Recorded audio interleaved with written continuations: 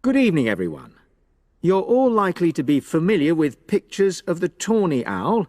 Because of all the owl species in the UK, it's actually the most common one. But the chances are that you're more likely to have heard one than actually seen one, as it's also strongly nocturnal.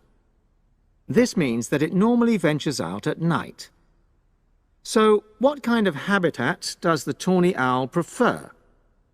Well, a survey carried out in the 1980s confirmed that this owl is most likely to be found in woodland.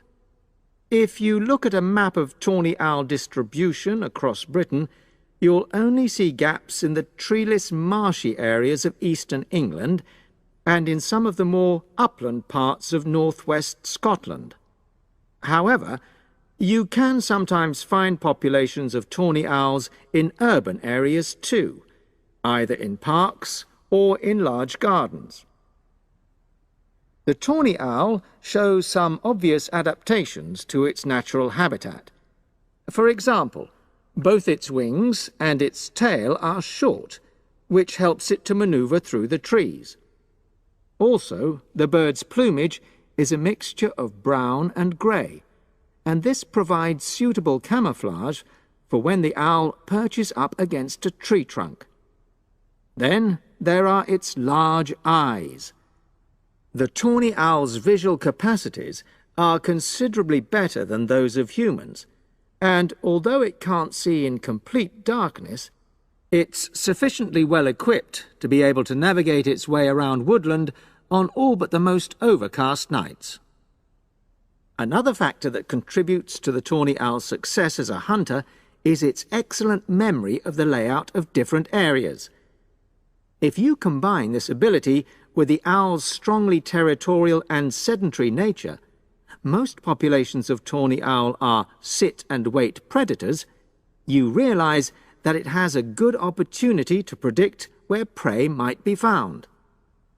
Finally, as well as having large eyes, the owl's sense of hearing is excellent, and this helps it to locate potential prey as it sits on its perch.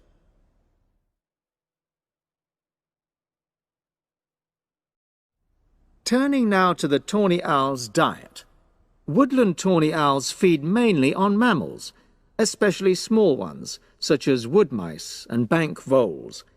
But they'll also take things like frogs or bats, or even fish, if they happen to be available. In urbanized landscapes, the owls seem to prey more on birds. So there are some differences there. Let's just look briefly now at survival rates in the tawny owl.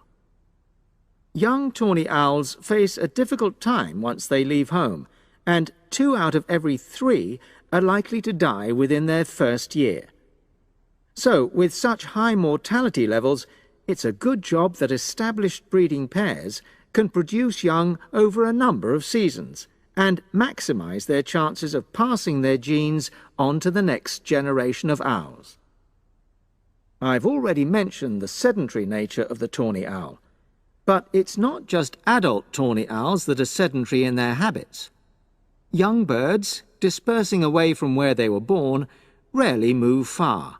The average distance is just 4 kilometres. There also appears to be some reluctance to cross large bodies of water. The owl is absent from many of the islands around our shores, with only occasional sightings in Ireland and the Isle of Wight off the south coast of England. Right, well, now I'll show you some photographs that have been taken in 1 or 2 of these